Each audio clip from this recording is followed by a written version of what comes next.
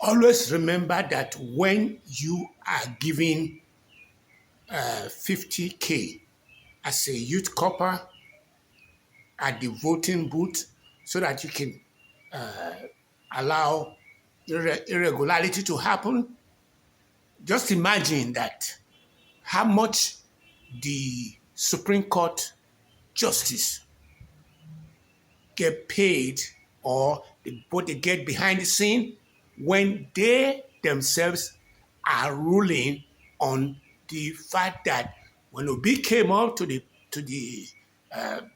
came up a couple of days ago, he said, "I won the election." That the judiciary, but he didn't go further than that. He just stopped there. But what he's saying there is that the judiciary got bought over. And he was right, because when you look at what he was saying, he was not only just saying that he won, he was going beyond what, if we're copying American system of democracy, then he has that handle to be able to say he won, because the Electoral College dictated that a place like Nigeria, where Benin he won Benin, he won Lagos, he won Abuja. Those three small places dictate the entire platform in Nigeria. So what I'm saying is that if you are an NYSC Cup leader during an election, if you get 50K so that you can get the election, allow the hoodlums to come and disrupt the whole place, the police becomes election officer, then your 50K is equal to 10 to 50 million that they may have paid into the Supreme Court justice that is going to decide that Obi did not win, that Asiwaju won. That's the point I'm making. So I'm pleading from the ground zero that if you are a youth corper, remember that the integrity of the next election is depending on you and not anybody else. I don't know whether I've been able to make my point across. I'm going to stay there and don't go further than that. I'm going to go to the fact that there are a lot of information that I did put together that I said I was going to put forward that will allow the next election that is coming up in January to be free, fair, and inclusive, and to be equitable. And most of the things I said I put in there, like, for example, if we go by the letter of the INEC, the Electoral Act that just got passed, that has just been signed into law, verbatim, A to B to C to D to E and F, we may have seen one thing there that says that, A, if there's a failure in the electronic transmission, the hand paper take precedent, which is the only one thing that is there. But if you are there and they are voting and you stayed around and watch, the integrity of that voting will be sacrosanct. That's the point I'm making there. So I brought something up there, and I said the Electoral Act. What is funny about that Electoral Act was that you are hearing about the Electoral Act that was signed into law in 2026. Do you know that the Electrical Act, so we have two big vocabularies: Electoral Act, Electroal Act. Then the other one is Electricity, Electoral Act and Electrical Act were signed into law. And those are the two biggest impediments to our future as a nation.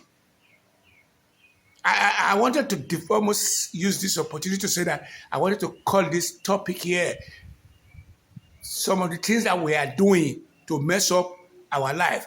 But I renegated because I said, let us put it in the hands of what you call the voters. Let's educate, and educate the voters to their right, so that on the long run, they'll be able to know that on the long run, that I want to call vote buying is not uh, it's not a fluke. Vote buying is very very common. It's a common practice in Nigeria. I mean, it just happened uh, in the last election in Gobazowa, where on the long run, the person that won, they were had to tell them that you can't. We didn't say we're going to give the vote to those two people, but they went ahead and took it from us, and there had to be some hula baloo that made them flip it to, even though the person that won is a daughter to the wealthy person that automatically was supposed to win, but still they were still trying to do her in.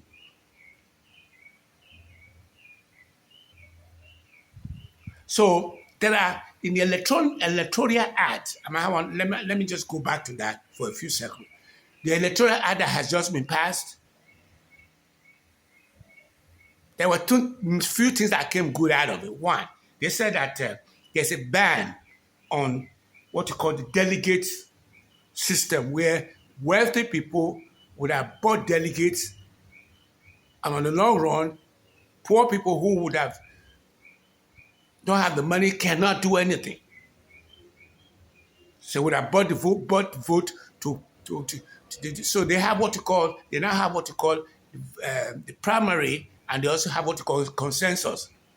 So I'm glad that one came out. And I said buying vote has now turned to where I'm warning you and I'm pointing at you. Do me a favor. You do me a big favor. Don't go and think that you can go scot-free if you are caught buying the vote, because you will go to jail for 2 years. You're not only going to jail for 2 years, you will be told to pay 5 million naira if you are caught doing any irregularity. So if you don't know that now, you are knowing that it's coming from me, and I'm saying it without any prejudice.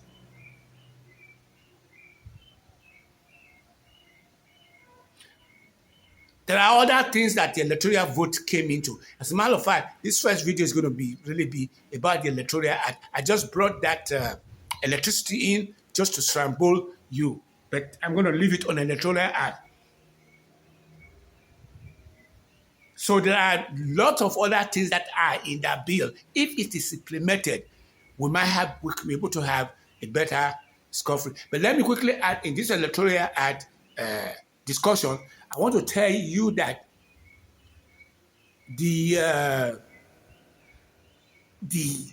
NYSC is a major player in this ball game, because they are the army and most of them have just gone through. They are less than 55 years of age. They are youth. So that's about that. Then in the Electoral Act 2, there was another thing that came up there. They were supposed to be giving what you call money to, it was supposed to be 6 months budget to the INEC, but they didn't do that. They reduced it to 6 months, which makes it a little few time for planning. We're not going to worry about that. So please go, and if it may be a little bit, this video may be a little bit late, but don't worry about that. What I want you to worry about is go and register. If you have not registered, I have registered. And I'm just finding out a few minutes ago that I don't have to wait for the INEC to send a public blast to the entire nation to say that, hey, you registered October, now that you can come and pick up your voter registration card. They said you can now go online and print. I don't know how the authenticity of that, because those things have to be implemented. At this point, you had to go pick it up. But I'm just telling you now that go and vote. No matter how, no matter the odds against you, if you don't vote, you don't count.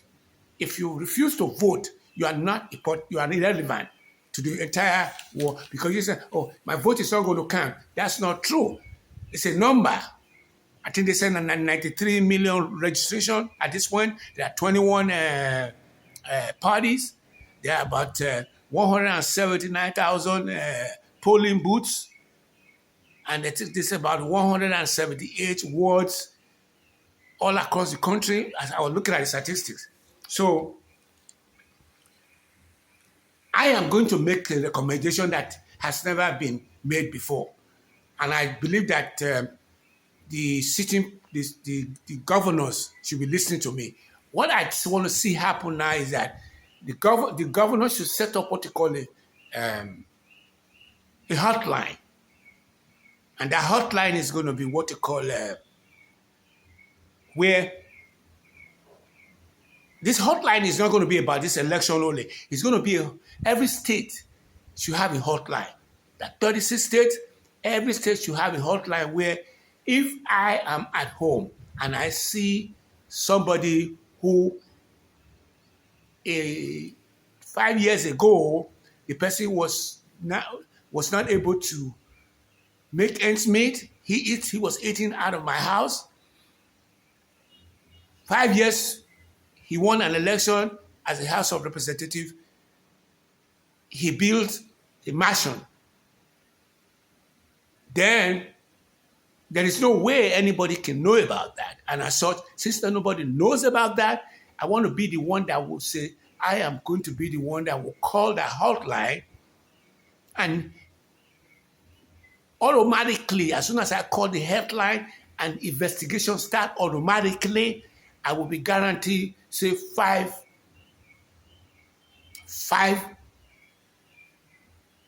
I will be guaranteed a specific amount of money. I don't want to put any amount of money there. It's a low ball that your call has just changed the system as is into a new, it's going to make the system better. Because that's one of the biggest things we're having in Nigeria is that we are afraid to turn each other in. That's not a Nigerian issue.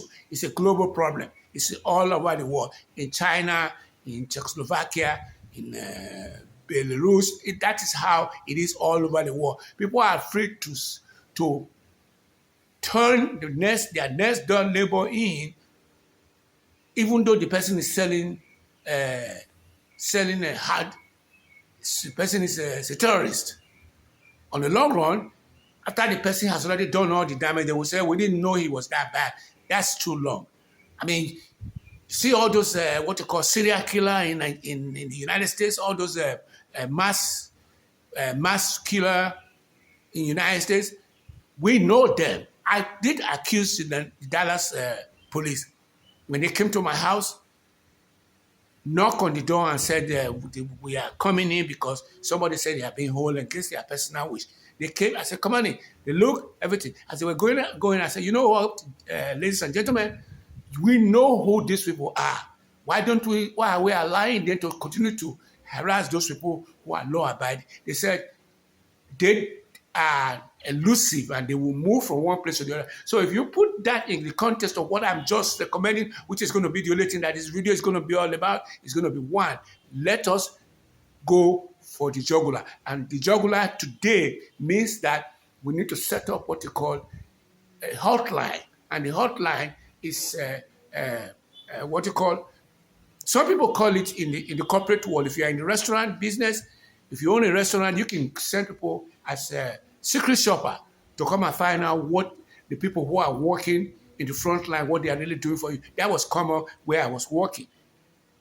And I never did get called into that. Some people, a lot of people who were shocked in my unit got fired right there because they were not doing what they're supposed to be doing. So that's, if there's anything, if we are not doing that in Nigeria happen to be a country where Africa happen to be a country where we don't have no respect for women. We don't have, we are worshiping omnipotent, omnipresence in the eyes of men, instead of the women that were supposed to be there. So I'm going to try and wrap this up very quickly, and I will then upload it, and I will come back to you in a few seconds. Bye-bye. Before I do that, why don't you just say, well, have you subscribed? Have you liked? Have you made comments? Have you called me out at 234-7033-627981 to tell me that what I'm saying does not make any sense? Have you bought my book, Guide to Goddess? G-O-D-S to T-O Goddess, G-O-D-D-S by Ogisoba Idada. And I just released another one in Nigeria called Dream Beyond Border, Turning Vision into Reality. The first one is going to be adopted into a movie. And if you do go buy my book, you automatically get 50%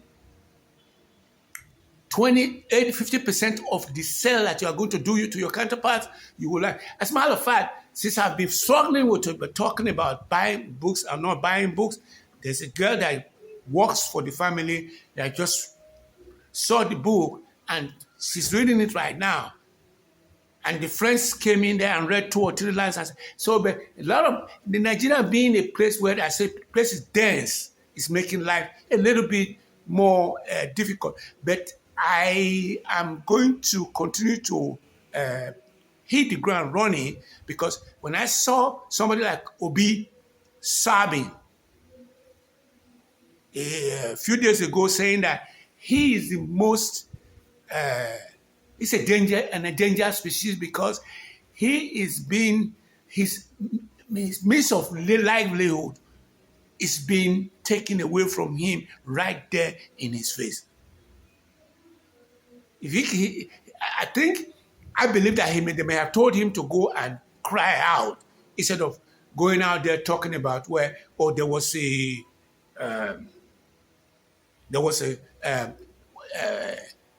what you call Ore, Benin Lagos Expressway in Igobas were there was GUI driver was bad, and the people were taken to the bush for kidnapping and stuff like that. So he then went in and he still said about that, but he did show his part of humanity. That's the difference between somebody like me and Obi. Obi is younger than me. And not only that, I started by telling people that I decided to I talked about how I am so much at a disadvantage. In effect, let me say that let me tell you what's playing out there. Obi is not suffering. Obi is not having problem at all.